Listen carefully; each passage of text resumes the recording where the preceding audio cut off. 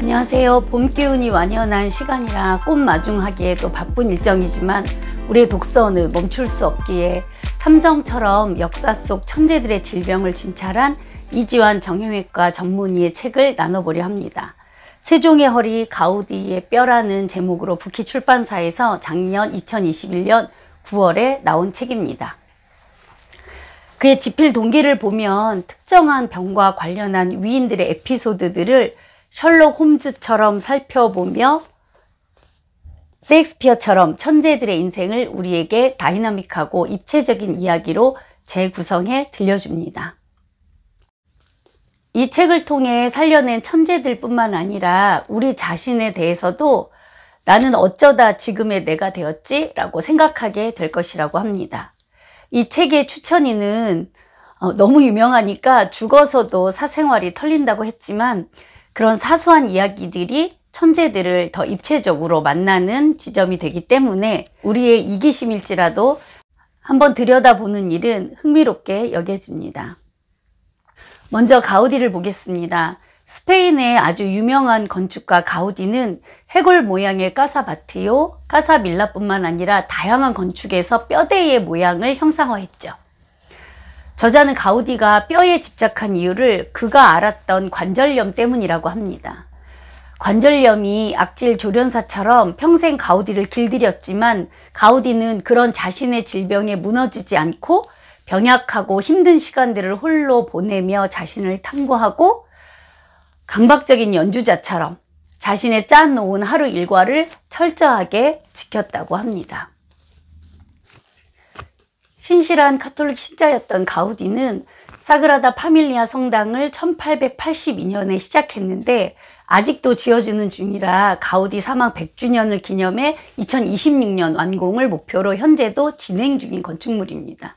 지구의 자전에 따라 성당 안은 다채로운 색 유리에 투과되면서 다양한 색으로 신의 광채가 가득해지도록 설계되었는데 가우디는 이렇게 성당의 어둠을 밀어낸 빛이 가득한 공간에서 신자들이 감사 기도를 드릴 생각에 뿌듯했죠. 그런데 1909년에 스페인 비극 주간에 스페인 정부는 북아프리카 광산의 노예들을 감시할 인원을 징집했는데 부자들은 돈을 내고 징집을 피했지만 돈이 없는 대부분의 사람들은 끌려가야 했죠. 그래서 카톨릭과 기득권에 대한 비난과 폭동이 일어났고 가우디는 괴로워했습니다. 평생을 청렴하게 살고 성당을 지으며 일생을 살았지만 자신도 군중들의 눈에는 불쾌한 부르주아 카톨릭 신자였기 때문이죠. 가우디는 전차에 치여 사고를 당하는데 그의 행색만으로 행렬병자 취급을 당해 제때 치료를 받지 못한 일이 벌어집니다. 이후 그를 알아보고 치료를 하려 했지만 가우디는 나 거지 같은 가우디는 옷차림을 보고 판단하는 이들 덕분에 치료를 받지 못해 죽는다. 이를 모두가 알아야 한다. 난 가난한 사람들 곁에서 죽는 게 낫다며 사고 후 3일 만에 사망합니다. 저자는 건강한 신체에 건강한 정신이 깃든다는 말에 그리 동의하지 않으며 오히려 예술가들은 그들의 고통을 작품에 융해해 뽑아낸다며 가우디의 작품에서 뼈를 보았다고 합니다.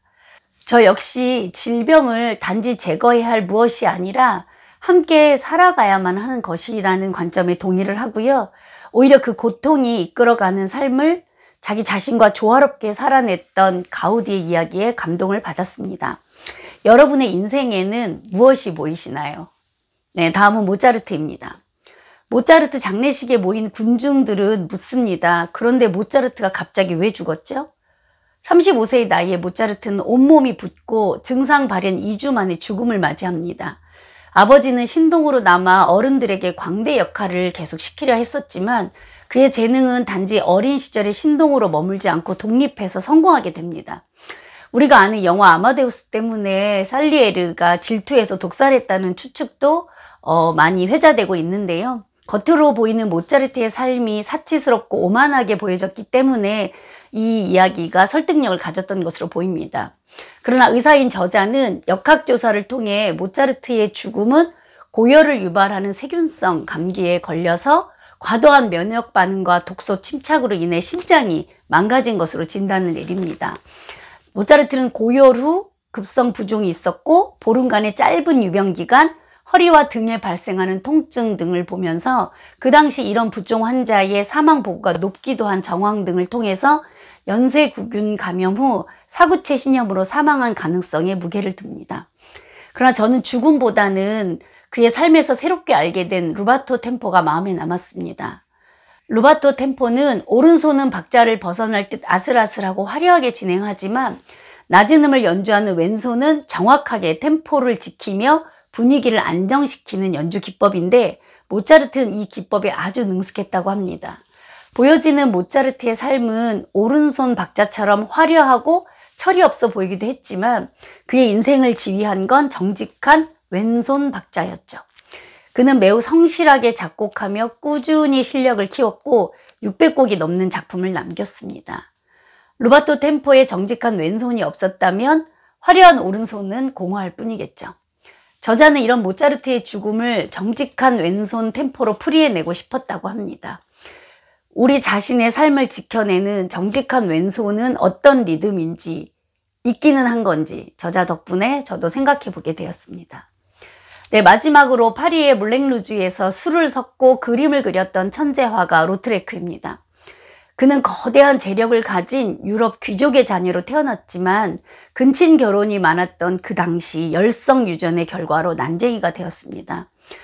그 당시 난쟁이는 무지와 추함을 담당하는 캐릭터로 아시아 쪽에서도 광대의 역할을 해야 했던 시대라 그는 상속권마저 박탈당하고 난쟁이로 종종 자신을 웃음거리로 만들며 집안의 냉대와 아버지의 눈치를 감당해야 했죠. 그는 거리에서 판매되는 기괴한 장난감이 되지 않으려면 실력 있는 화가가 되어야 했습니다. 그가 속한 화실에서는 실력을 인정했고 특유의 매력에 매료되었지만 바깥 사회생활에서는 한낱 난쟁이임에 불과한 현실에서 그는 스스로를 웃음거리로 삼으며 비싼 술값을 푼돈처럼 지불하는 행동 등으로 일말의 자존심을 지켜나갑니다. 그는 석판화 제작에도 매우 흥미를 보였는데 물과 기름이 섞이지 않는 석판의 원리처럼 고급 귀족이자 난쟁이인 섞이지 못한 그의 삶도 비슷해 보입니다.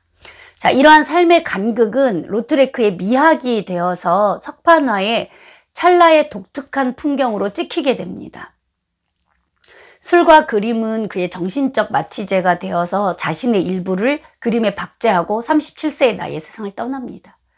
로트레크는 사람들이 자신을 어떻게 생각하는지 분명히 알았고 아버지가 자신의 그림을 쓰레기라며 불태우는 상황에서 자신을 날카롭게 분석했고 그 칼날을 대상들에게도 들이댔습니다. 누구도 연민할 처지가 아닌 그는 연민해야 할 수밖에 없는 대상들을 모델로 삼아서 그들을 연민하지 않고 대상의 특징을 해부하고 더 부각시켜 강렬한 서은이 매우 독특한 판화를 탄생시킵니다. 그의 냉혹하고 무자비한 관찰은 존재의 깊숙한 곳까지 다가간다는 평가가 남았네요. 세종의 허리나 프리다 칼로의 다리도 아주 흥미롭습니다. 네, 이만 정리해 보겠습니다. 이 책은 위인들의 삶과 죽음을 통해 단지 우리가 쉽게 말해왔던 위대함을 넘어 그들의 삶을 가까이에서 보면서 독자 스스로가 인정하게 만드는 책인 것 같습니다. 이 재난의 시기에 맞이한 세 번째 봄날, 우리 자신이 되게 하는 템포로 살아가기를 바라며 가우디의 삶에서 말 걸어오는 질문을 나누도록 하겠습니다. 내 삶의 연약함은 어떻게 증류되고 있나요? 감사합니다.